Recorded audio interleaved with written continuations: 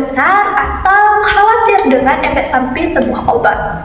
Nah, video edukasi ini kita akan belajar bersama tentang prinsip pemberian obat yang aman, efektif, dan cara mengatasi sebuah efek samping yang timbul dari obat tersebut. Penasaran? Yuk simak video sampai habis ya.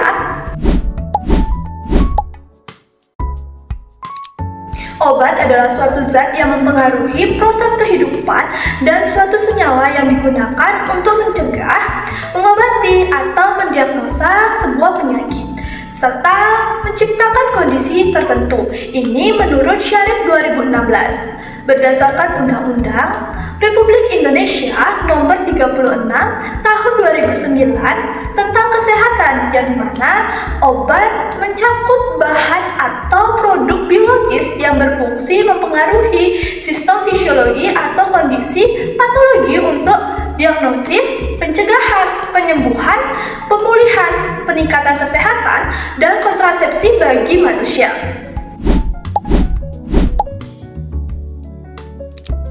Nah, tadi kan kalian sudah belajar terkait pengertian obat, lalu sekarang kita belajar terkait jenis-jenis dari obat. Nah, untuk jenis obat dibedakan menjadi dua, ada kategori modern dan juga kategori tradisional. Untuk kategori modern dibedakan menjadi 4, lalu untuk kategori tradisional dibagi menjadi 3. Nah, untuk kategori modern, yang pertama ada obat bebas, kemudian yang kedua ada obat bebas terbatas, lalu untuk obat yang ketiga yaitu obat keras, kemudian yang keempat adalah obat narkotika. Lalu untuk kategori modern dibedakan menjadi 3. Yang pertama itu ada obat herbal, kemudian obat jamu, dan kemudian yang ketiga, yang terakhir itu adalah obat fitofarmaka. Nah, untuk obat yang pertama adalah obat bebas. Nah, obat bebas biasanya dilambangkan dengan lingkaran berwarna hijau dengan garis tepi berwarna hitam. Nah, untuk obat bebas ini biasanya bebas diperjualbelikan di pasaran tanpa adanya resep dari dokter. Nah, untuk obat bebas ini biasanya boleh berjual belikan seperti di supermarket, kemudian ada warung-warung, lalu kemudian ada toko obat berizin maupun di apotek. Nah, untuk contoh dari obat bebas ini yang pertama adalah paracetamol, lalu kemudian yang kedua ada antasida, kemudian yang ketiga ada multivitamin, serta masih banyak lagi jenis obat bebas ini yang boleh diperjualbelikan di pasaran dengan memperhatikan logo dari kemasan dari obat tersebut. Nah, untuk obat jenis kedua adalah obat bebas terbatas. Nah, biasanya dilambangkan dengan lingkaran berwarna biru dengan garis tepi berwarna hitam. Nah, untuk obat bebas terbatas ini boleh diperjualbelikan di pasaran dan juga tanpa dari resep dari dokter. Akan tetapi, obat bebas terbatas ini masuk ke dalam kategori keras, sehingga perlu diperhatikan terutama dalam pemberiannya maupun indikasi terkait pengonsumsian dari obat tersebut. Nah, untuk contoh dari obat bebas terbatas, yang pertama ada ibuprofen, lalu kemudian ada antimo, kemudian ada CTM, dan masih banyak lagi jenis obat bebas terbatas lainnya yang biasanya kalian bisa lihat dari logo pada obat tersebut. Nah, untuk jenis obat yang ketiga adalah obat keras. Nah, biasanya obat keras ini dilambangkan dengan lingkaran berwarna merah dengan garis tepi berwarna hitam dengan huruf K pada bagian tengah.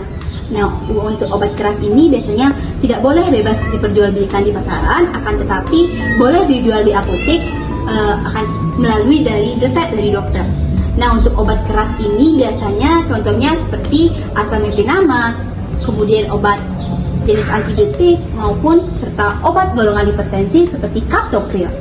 Nah, untuk obat jenis yang keempat adalah obat narkotika. Nah, biasanya obat narkotika ini dilambangkan dengan lingkaran berwarna putih dengan garis tepi berwarna merah dan dengan gambar palang merah. Untuk obat narkotika ini biasanya harus dengan menggunakan resep dari dokter dan biasanya digunakan di rumah sakit pada saat melakukan operasi karena berperan dalam meredakan rasa nyeri dan menghilangkan kesadaran. Untuk contoh dari obat narkotika ini adalah Petidin dan ranitidin.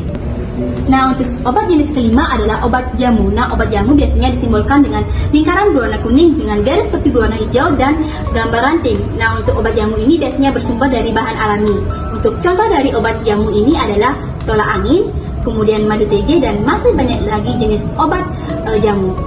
Nah, untuk obat jenis yang kelima adalah obat herbal terstandar.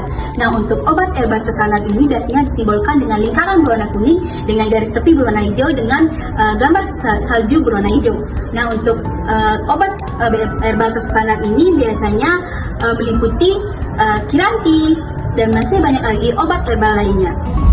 Kemudian yang terakhir adalah obat jenis fitofarmaka. Untuk obat jenis fitofarmaka ini biasanya bersumber dari bahan alami dan yang telah sudah diuji terstandar oleh BPOM.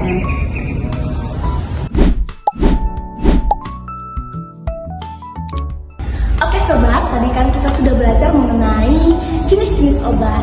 Nah, sebelum kita memberikan obat kepada pasien, kita harus memastikan prinsip-prinsip dalam pemberian obat. Di sini saya akan menjelaskan 8 prinsip dalam pemberian obat. Yang pertama adalah benar pasien, di mana kita harus memastikan obat yang kita berikan itu benar pasiennya dengan cara melihat gelar identitas pasien ataupun kita dapat menanyakan kepada pasien mengenai identitasnya. Yang kedua ada benar obat, di mana obat yang akan kita berikan kepada pasien itu harus sesuai dengan anjuran dari dokter ataupun resep dari tenaga medis lainnya. Yang ketiga adalah benar dosis obat, di mana obat yang diberikan itu harus sesuai dengan dosis yang diresepkan oleh dokter ataupun tenaga medis lainnya. Yang keempat, benar rute pemberian obat, di mana kita harus memastikan bahwa obat yang akan diberikan kepada pasien itu harus memastikan dengan kondisi dari si pasien, apakah obatnya diberikan secara topikal atau secara oral ataupun secara injeksi.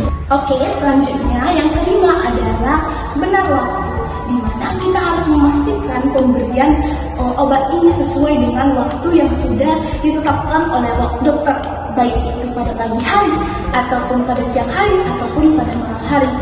Yang selanjutnya ataupun yang keenam ada benar informasi, di mana kita harus memastikan informasi yang kita sampaikan kepada pasien itu mudah dipahami oleh pasien, di mana kita menjelaskan tujuan, manfaat ataupun risiko dari penggunaan obat tersebut.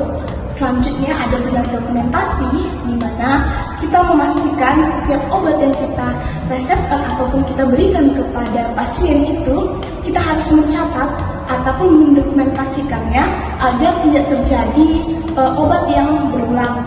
Selanjutnya itu ataupun yang terakhir ada evaluasi pasien, di mana kita mengevaluasi pasien untuk memastikan apakah obat yang kita berikan ini itu cocok kepada pasien ataupun menimbulkan efek samping kepada pasien.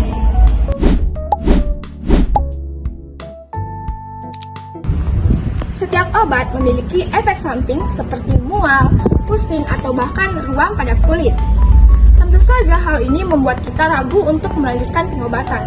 Tetapi jangan khawatir, saya akan memberikan tips untuk mengatasi efek samping pada obat. Yang pertama, konsumsi obat setelah makan. Ini akan mengurangi rasa mual kalian dan juga mengurangi rasa tidak nyaman pada perut. Yang kedua, konsumsi banyak air jika obat itu membuat bibir kita kering. Yang ketiga, konsultasikan kepada dokter ataupun tenaga medis lainnya yang akan membantu kalian mengatasi efek samping ini. Yang keempat, jangan berhenti minum obat tanpa arahan dari dokter, karena hal ini bisa memperburuk kondisi kalian. Dan yang kelima, catat efek samping yang muncul dan yang nantinya akan kita serahkan kepada dokter di kunjungan berikutnya. Nah, sekarang sobat sehat tahu kan bagaimana cara mengonsumsi obat dengan aman dan cara mengatasi efek samping dari obat. Tetapi kalian jangan lupa untuk konsultasikan kepada dokter ataupun tenaga kesehatan lainnya. Semoga video ini bermanfaat bagi kalian semua dan terima kasih.